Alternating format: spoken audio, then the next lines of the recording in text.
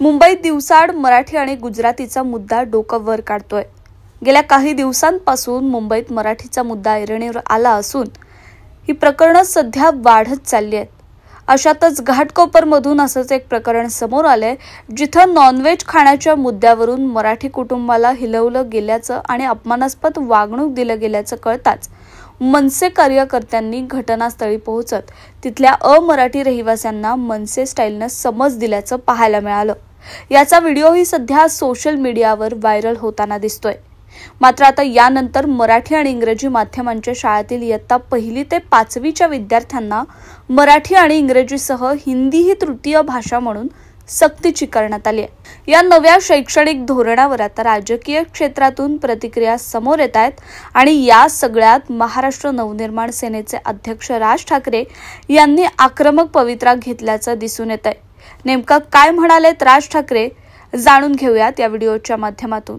राज्य शालेय अभ्यासक्रम आराखडा 2024 नुसार महाराष्ट्रात पहिलीपासूनच हिंदी ही भाषा अनिवार्य करण्यात आली आहे।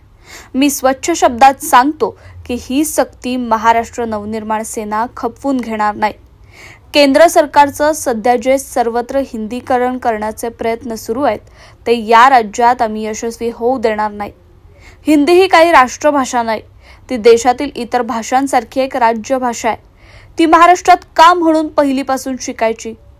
तुमचं त्रिभाषेचं सूत्र जे काही आहे ते सरकारी व्यवहारांपुरतच मर्यादित ठेवा, त्याला शिक्षणापर्यंत आणू नका। या देशात भाषावर प्रांतरचना झाली आणि ती इतकी वर्ष टिकली, पण आताच ही दुसऱ्या प्रांताची भाषा इकडे महाराष्ट्रावर लादण्याचे प्रकार का सुरू झालेत? भाषावार प्रांतरचनेच्या तत्वालाच हरताळ फासला जातोय। प्रत्येक भाषा ही सुंदरच असते आणि तिच्या जडण घडण्याच्या मागे एक दीर्घ इतिहास असतो, परंपरा असते आणि ती राज्याची भाषा असते। त्या राज्यात तिचा सन्मान राखलाच गेला पाहिजे। महाराष्ट्रात जसा मराठीचा सन्मान इतर भाषिकांकडून राखला गेला पाहिजे, तसा सन्मान इतर राज्यात त्या भाषेचा सर्व भाषिकांकडून राखला गेला पाहिजे। अगदी इतर राज्यात राहणाऱ्या मराठी जनांनी त्या राज्याची भाषा आपली मानली पाहिजे, हा आमचा आग्रहच आहे। पण हे सोडून देशाची भाषिक परंपराच खिळखिळी करणार असाल तर ते आम्हाला मान्य नाहीये। आम्ही हिंदू आहोत पण हिंदी नाही आहोत। महाराष्ट्रावर हिंदीकरणाचा मुलामा द्यायचा प्रयत्न कराल तर महाराष्ट्रात संघर्ष अटळ आहे। या सगळ्याकडे पाहिलं तर लक्षात येतं की सरकार हा संघर्ष मुद्दामून घडवत आहे। येणाऱ्या आगामी निवडणुकांमध्ये मराठी विरुद्ध मराठी तर असा संघर्ष घडवून स्वतःचा फायदा काढून घेण्यासाठी हा अट्टहास सुरू आहे का? या राज्यातील मराठीतर भाषिकांनी पण सरकारचा हा डाव समजून घ्यावा।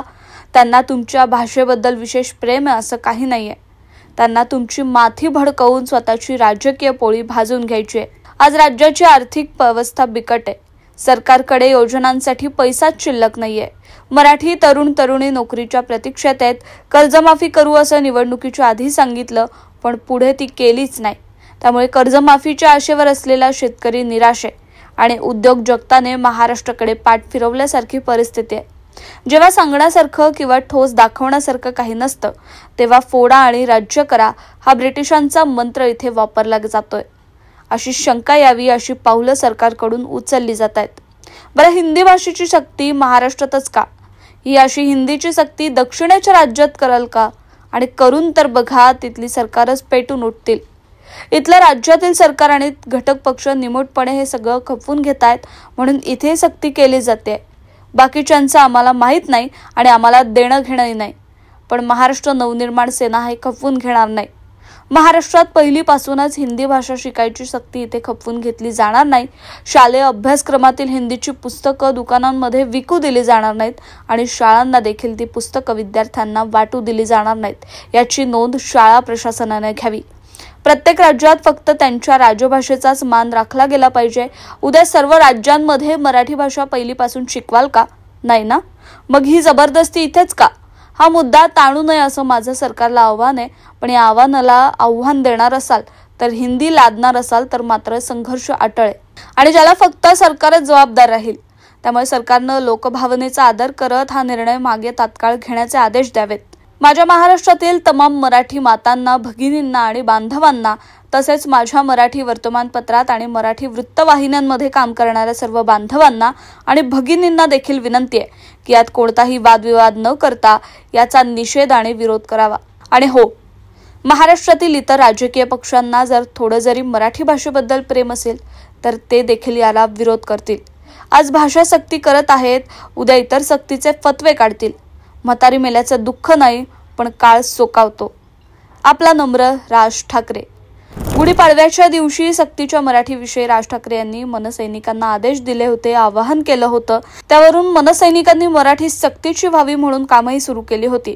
मात्र आता राज ठाकरेंच्या आक्रमक पवित्रेनंतर राज्यभरात याचा काय परिणाम होईल, तसंच राज ठाकरेंच्या या भूमिकेविषयी तुम्हाला काय वाटतं आम्हाला कमेंट बॉक्समध्ये नक्की सांगा आणि पाहत राहा सिविक मिरर।